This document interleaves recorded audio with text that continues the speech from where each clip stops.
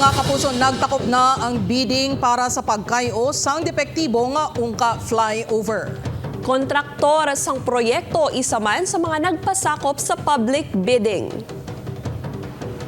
Samtama kapuso, DPWH 6 sugura ng post-evaluation sa lowest bidder. Yaring balita, nga gintutukan ni Zen Kinantang live gikan sa barangay Ungaharo sa Iloilo City. Zen, ano latest?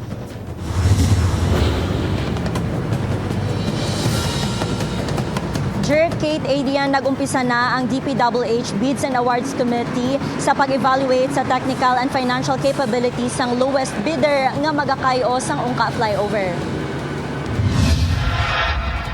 Nagtakop na kahapon ang bidding para sa rectification sa ungka flyover. Apang suno sa ahensya, hindi pa nila mapagwa ang resulta sang bidding o kung sino mao kwalipikado nga bidders. Bangod nagumpisa na ang post-evaluation stage. Diri usisaon sang maayos ang technical working group kung makasarang sa pagkayo sang depekto sang flyover ang bidder. Pareho sa ilang mga equipment nga gamiton kag mga personnel sa pag-supervise sang proyekto. Sa tion nga matapos na ang pag-evaluate sa mga nagpasakop nga kumpanya, igarilis sang Bids and Awards Committee ang winning bidder. Sunod sa DPWH 6, hindi magnubo sa 8 ka bidders ang nagsumite sang proposals.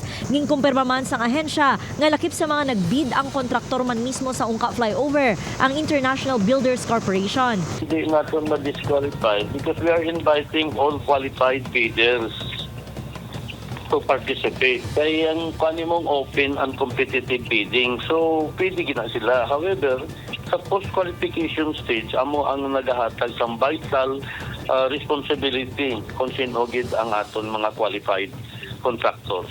Nahibaluan nga naguntat ang konstruksyon sang proyekto matapos nga nakitaan sang vertical displacement o kung pag-usmod ang flyover. Madumduman nga ginpahayag sang DPWH 6 nga may kapasalawan sa disenyo sa ungka flyover nga ginhimo sang United Technologies Consolidated Partnership o kun UTCP. Ang consultant nga ginkomisyon sang DPWH Central Office agud maghatag sang disenyo, lakip na ang pagtest sang duta nga ginatindugan sang flyover. Sa karon yara na sa 92% ang completion sang proyekto. Padayon pa nga ginaproseso ang road widening sa lugar. Sa subong, nagaulat kita kaya na-file na nato ang expropriation case, especially sa dirabla sa may section nga may HAM last week, na-file na naton to the help of the Solicitor General.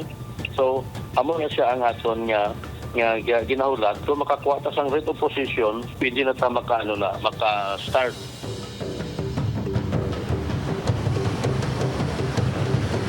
Sa subong, ginahulat sa gihapon sang DPWH ang 100 million pesos. Bangod sa subong, wala pa sa gihapon nila nabaton ang first tranche sang pondo nga paggagamiton sa pag-rectify sang proyekto. Madamo gid nga salamat sa update, Zen Kilanta.